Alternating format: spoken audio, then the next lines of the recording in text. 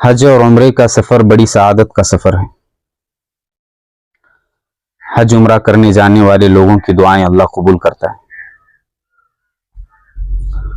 خوش نصیب ہیں، سعادت مند ہیں ایسے لوگ جو حرمین شریفین کی زیارت کے لیے حاضر ہوتے ہیں۔ اللہ سب کو اس کے گھر کی زیارت عطا کرے۔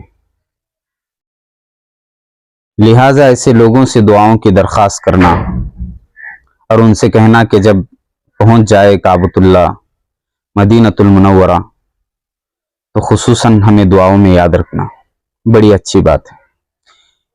لیکن آج کل کے جو معاشرے میں چل پڑی برائی ہے، حج کے جانے سے پہلے اور حج سے لوٹ کر آنے کے بعد، وہ بڑی قابل ترک ہے۔ جیسے دعوت کا اہتمام اور رونے کی مجلس، اسی طریقے سے حج سے لوٹ کے آنے کے بعد دوستوں کا ملاقات کے لیے آنا ضروری سمجھنا، پھولوں کا ہار پہنانے کو ضروری سمجھنا، جو دوست احباب ملاقات کے لیے آئے ہیں ان کو کپڑے پہنوانے کو ضروری سمجھنا، یہ ساری چیزیں قابل ترک ہیں۔ اس سے حج والا عمل بڑا دشوار ہو جاتا ہے۔ اور دیکھیے نا، جانے سے پہلے لوگ تو بڑے زور و شور سے لوگوں سے معافی مانگتے ہیں، فون لگاتے ہیں، ایک دوسرے کے پاس چلے جاتے ہیں اور کہتے ہیں کہ ہم اللہ کے گھر کی زیارت کے لیے جا رہے ہیں، ہمیں معاف کر دیں۔ لیکن جب حقوق کی بات آئے تو ایسی کیسی معافی ہے بھائی کہ حقوق کو تو اپنے پامال کر دیا اور معافی طلب کرنے کے لیے چلے گئے۔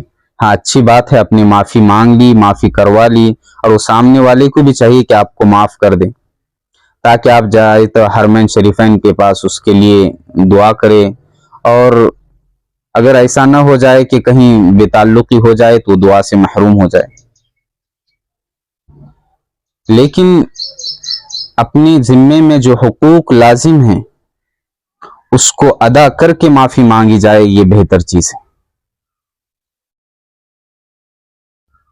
لوگوں پر ظلم کیا ہوگا، کسی کا مال تلف کیا ہوگا، کسی سے جبرن مال کو لوٹا ہوگا، یا کسی سے نا اتفاقی میں کچھ ایسے الفاظ کہے ہوں گے جس سے اس کے دل کو درد پہنچا ہوگا،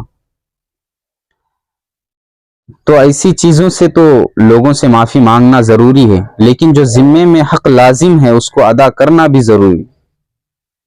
حقوق کی کوئی پاسداری نہیں، ماں باپ کے حقوق کو تلف کر دیا، اولاد کے حقوق کو تلف کر دیا، بہنوں کے وراثت میں حق کو مار دیا، لوٹ کر کھا لیا، اور صرف معافی مانگ کر آپ چلے جاؤ گے تو کام بن جائے گا۔ تو اپنے ذمے میں جو حق لازم ہے اس کو ادا کرنے کی کوشش کریں۔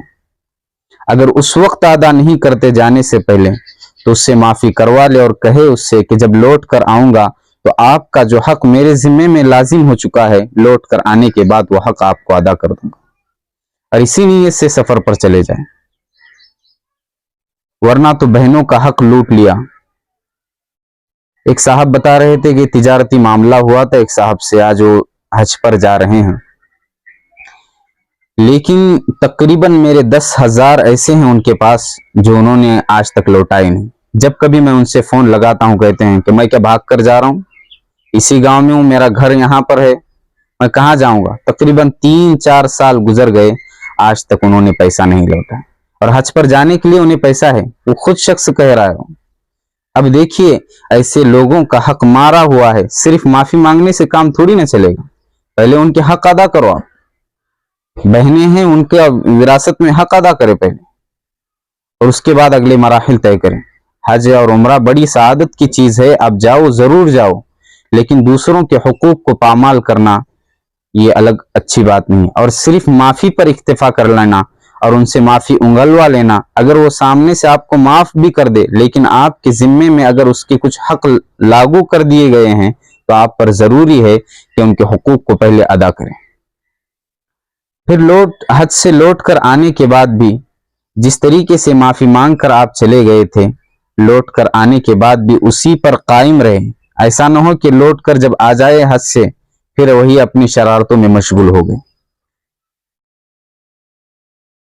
तो हज करके लौट कर आने के बाद जिस तरीके से जाने से पहले अपने आप को मासूम बनाने की हमने कोशिश की थी और अपने आप को गुनाहों से बरी करने की कोशिश की थी, लौट कर आने के बाद भी बड़े बड़े और छोटे छोटे गुनाहों से भी बचने की कोशिश कर